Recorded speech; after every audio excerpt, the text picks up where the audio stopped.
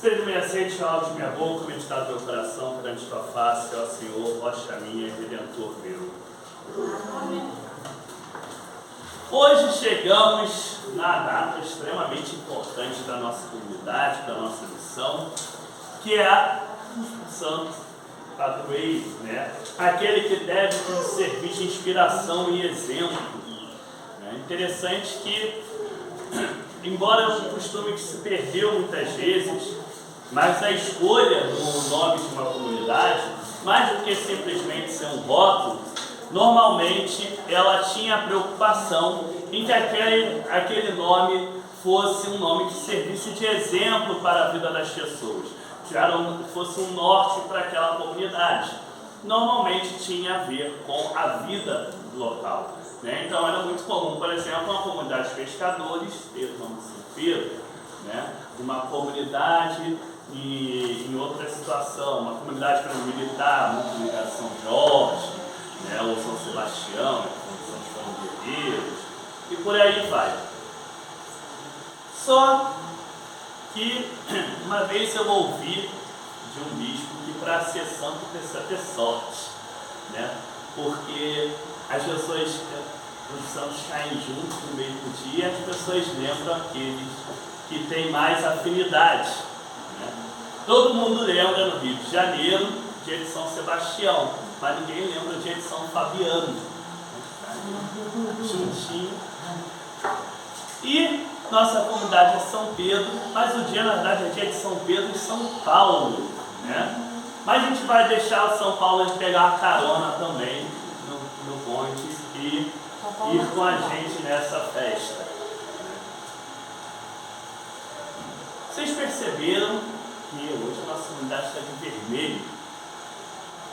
É uma data especial, as cores litúrgicas também nos falam.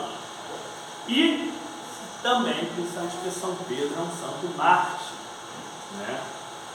Pedro, pelo seu testemunho, por sua fé, foi martirizado, né? Inclusive de uma forma que era a pior que tinha possível na época, que era a crucificação, como Jesus também foi.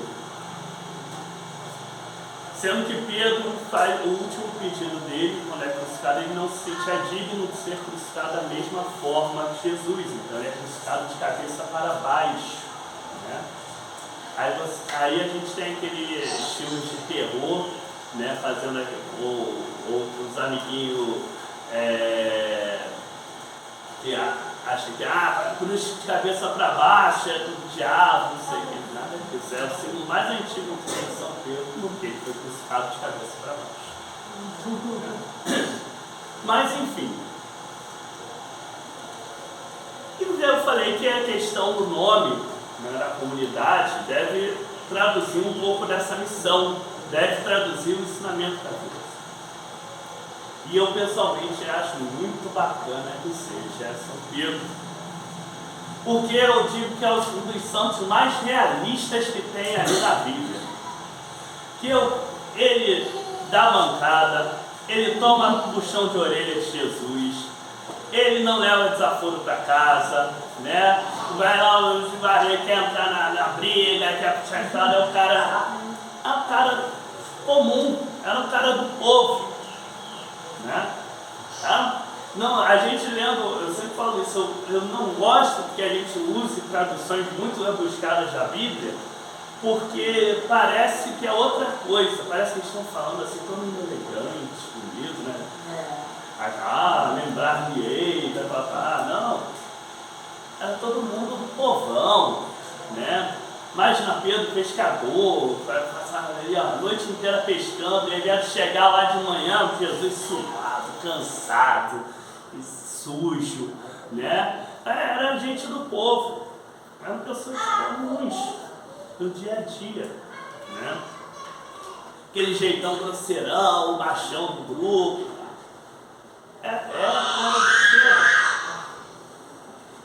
fazia besteira, às vezes se exaltava, né? Normal, estamos todos seres humanos. Mas essa que é a beleza e a importância dos santos, porque eles nos mostram como seguir o caminho de Jesus sendo humanos. E Pedro deixou um testemunho dos mais profundos e dos mais incríveis para a história da nossa fé. É o mesmo Pedro que, depois de seus rompantes, ali vai tomar chamada de atenção de Jesus, vai ficar com medo, vai negar 3 vezes. Mas é o mesmo Pedro que mais à frente, quando já com Paulo, olha, não é à toa que o dia deles é junto, porque a história deles se entrelaça em dado momento. Já com Paulo começando a levar a fé cristã para além dos muros do judaísmo, Paulo lembrando que a mensagem de Cristo ia muito além das tradições, das várias culturas, dos costumes. Pedro gosta, mas tem hora que quando se sente pressionado do outro lado já fica meio naquela balança, tem dúvidas, né? Até que ele tem um sonho revelador para ele, em que Deus, no sonho, o desafia a quebrar as tradições, os costumes, as leis do seu próprio povo, né? Colocando ele para comer as comidas que eram proibidas para ele, como um judeu. E ele de início acha que vai até agradar a Deus, fugindo daquilo ali. Mas aí ele consegue perceber qual é a vontade de Deus naquela visão.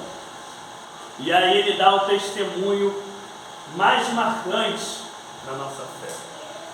Testemunho de que Deus não faz acepção de pessoas, de que Deus aceita todas as pessoas, ama todas as pessoas.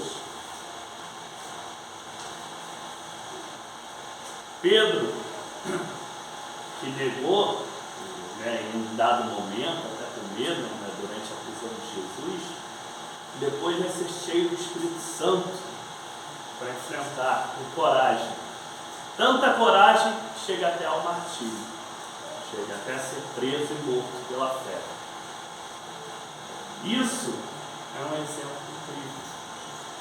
incrível. Isso é um exemplo que deve nos fazer sempre lembrar que nós somos chamados a, na nossa fraqueza, a, na nossa limitação, a em como nós somos servir a Deus, propagar. Que Deus nos ama e se importa com cada um de nós como nós somos. E aí a gente chega nas leituras de hoje. E a leitura do Evangelho vai muito nesse sentido. Embora o Salmo também, embora as outras também. Essa leitura do Evangelho, inclusive, é muito especial para a nossa comunidade. Quem lembra o saudoso reverendo Roy, era a passagem favorita dele, né? Ele dizia que era essa passagem que motivou ele foi chamado dele para o ministério. Essa passagem tem aquele diálogo que de início parece um diálogo meio de doido. Jesus faz a pergunta, Pedro responde, Jesus pergunta de novo, Pedro responde, Jesus pergunta de novo, Pedro responde, e já não aguentando mais, né? Até de uma forma muito sutil, o evangelista relata Pedro já entristecido por ter sido perguntado de novo. Mas na cabeça dele, poxa, não está acreditando, estou falando e nada, né? Ele pergunta de novo.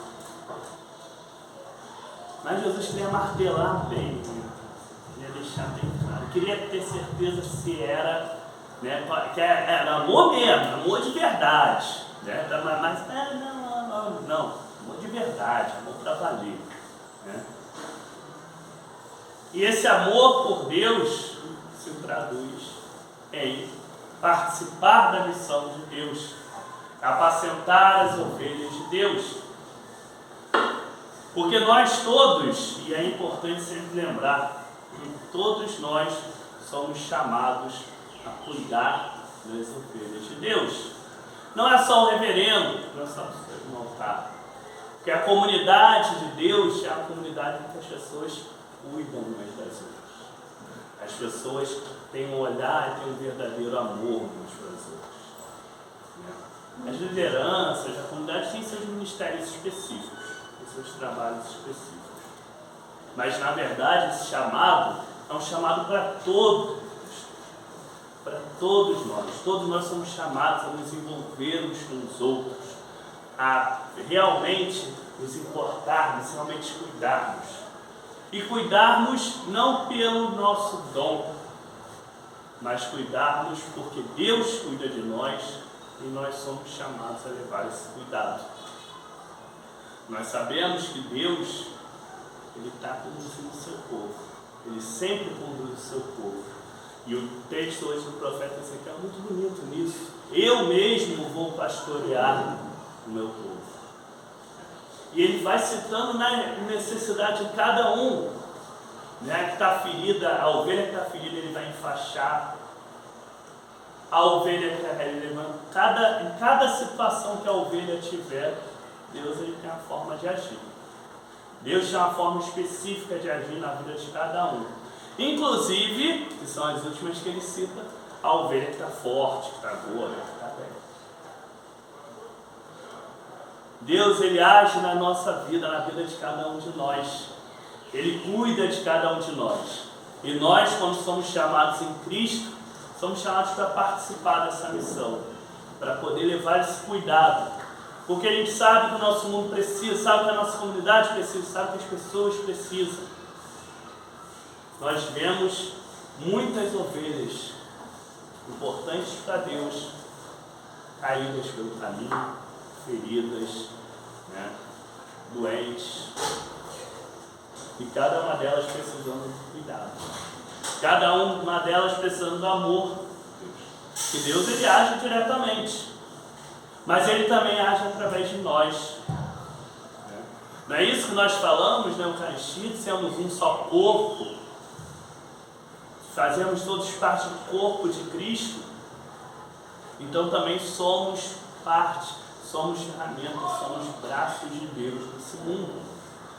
Estamos aqui recebendo o cuidado dele, recebendo o amor dele, que nós também precisamos, nós também somos ovelhas, mas também somos chamados a levar esse amor, esse cuidado, essa bênção.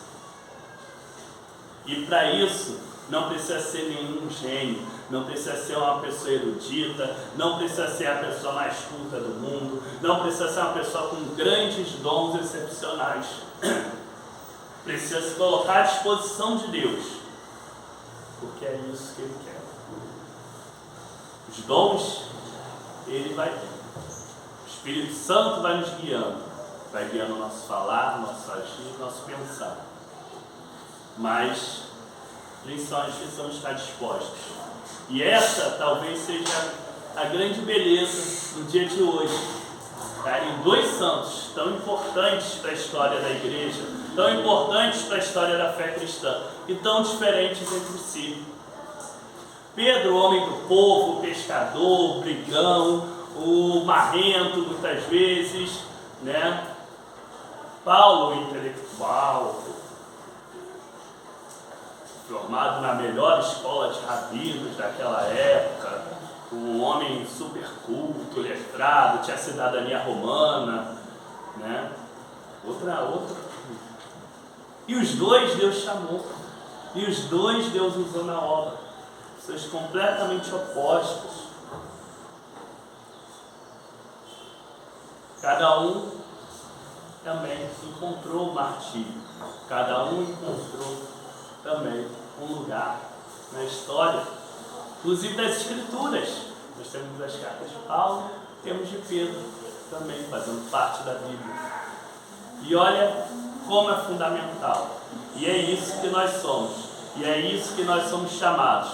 A cada um com a sua diversidade, com o seu jeito, com a sua habilidade ou a falta dela, cada um de nós é chamado por Deus e guiado para apacentar o rebanho.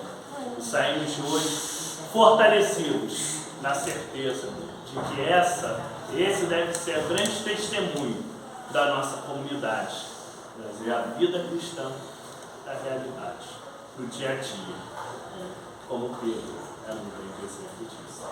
Que Deus os abençoe. Amém.